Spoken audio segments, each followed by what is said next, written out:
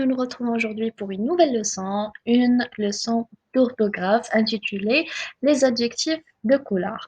Alors, nous allons tout d'abord faire un petit rappel des adjectifs qualificatifs et ensuite nous passons aux adjectifs de couleur et la façon par laquelle ils s'accordent.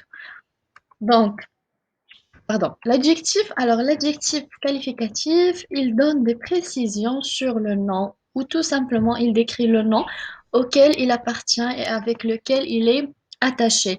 Donc, il y en a deux types d'adjectifs qualificatifs. Il y a l'adjectif épithète et l'adjectif attribut. Alors, l'adjectif épithète, il donne des précisions du nom auquel il est attaché et il est directement lié au nom, comme un petit garçon, une fille belle, une belle fille, donc, etc. Donc, l'adjectif épithète est directement lié avec le nom.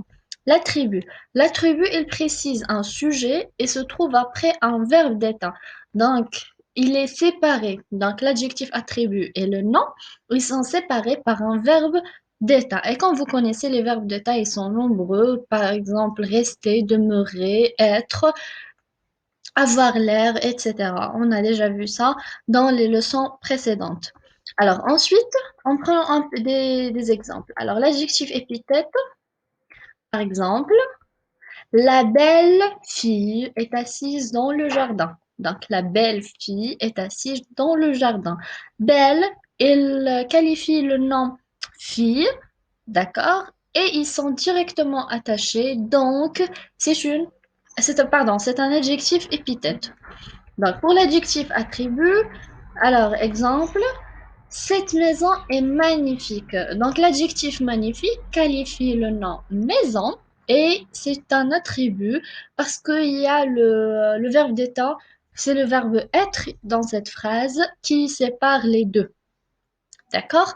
Alors, maintenant, on passe aux adjectifs de couleur. Alors, prenons les exemples 1. Donc, des prairies vertes, une voiture bleue et des crayons rouges.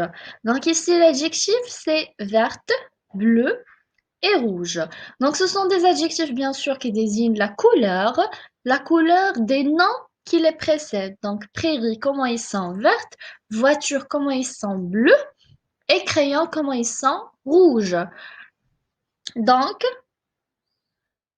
on a vert ou bien verte qui s'accorde en genre et en nombre avec le nom qui précède. Ici, c'est le féminin pluriel et on a ajouté ES. Pour bleu, il est accordé avec le nom voiture en féminin singulier et on a ajouté le E. Rouge, il est accordé avec le nom crayon en masculin pluriel et on a ajouté le S. Et pour le E, il existe déjà dans l'adjectif rouge. Ça s'écrit R-O-U-G-E. Donc, on a ajouté seulement le S du pluriel pour avoir un masculin pluriel.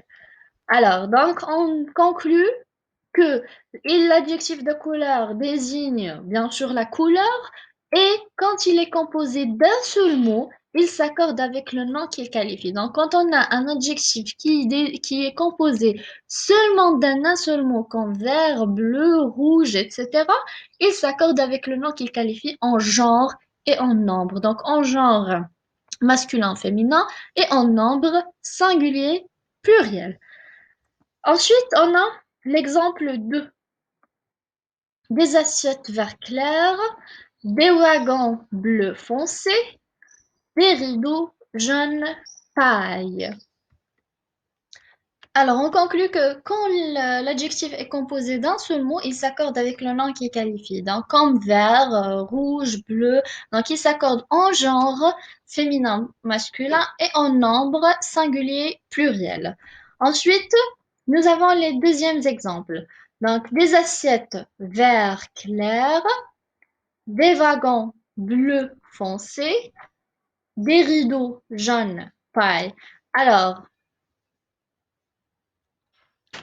comme vous remarquez ici, les adjectifs de couleur, bien sûr, vert clair, bleu foncé, jaune paille, ils sont composés de deux mots. Et même si on a le pluriel, ils ne sont pas accordés. Donc, on déduit tout simplement qu'aucun adjectif n'est accordé avec le nom qu'il qualifie. Donc, que ce soit vert, clair, bleu foncé, jaune paille, ni le premier mot, ni le deuxième mot. Donc, on déduit que quand l'adjectif de couleur est composé de plusieurs mots, il reste invariable. Donc, il ne change pas, il ne s'accorde pas tout simplement. D'accord? Alors, on passe au troisième exemple. Donc, des chaussures marron, des t-shirts orange, des yeux émeraude. Aucun des adjectifs n'est accordé avec le nom qu'il qualifie, bien sûr.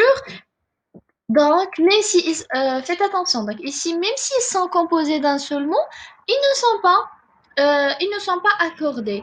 Pourquoi? Parce que tout simplement, ces adjectifs sont en même temps des noms communs. Par exemple, orange, qui est très facile ici, c'est la couleur orange, et on a l'orange qu'on mange. D'accord? Pour émeraude, on a la couleur émeraude et on a une pierre précieuse appelée émeraude. Donc, on déduit que quand la couleur est désignée par un nom commun, exemple marron, orange, cerise, etc., l'adjectif reste aussi invariable, elle ne s'accorde pas. Donc, si l'adjectif de couleur désigne un nom commun, donc il reste invariable et il ne s'accorde pas. Comme le cas de marron, orange, pardon, et émeraude. Donc, ensuite, on a les quatrièmes exemples qui sont les feuilles roses, les tissus mauves. Donc, ici, on a rose et mauve qui s'accordent, même si on sait très bien que rose désigne aussi un nom commun. Mais ici, ils sont accordés. Donc, tout simplement, ce sont des exceptions.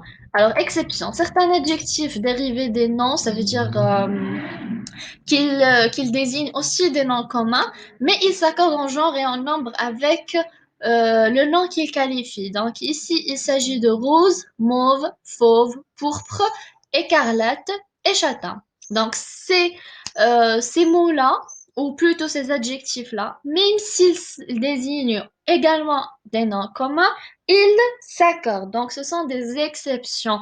Rose, mauve, fauve, pourpre, écarlate, châtain. Donc, pour mieux découvrir ces couleurs, vous pouvez chercher sur Google et vous allez trouver la désignation de chaque couleur. D'accord? Donc, et finalement, je vous remercie pour votre attention et à la séance prochaine, Inch'Allah. Prenez soin de vous et restez chez vous.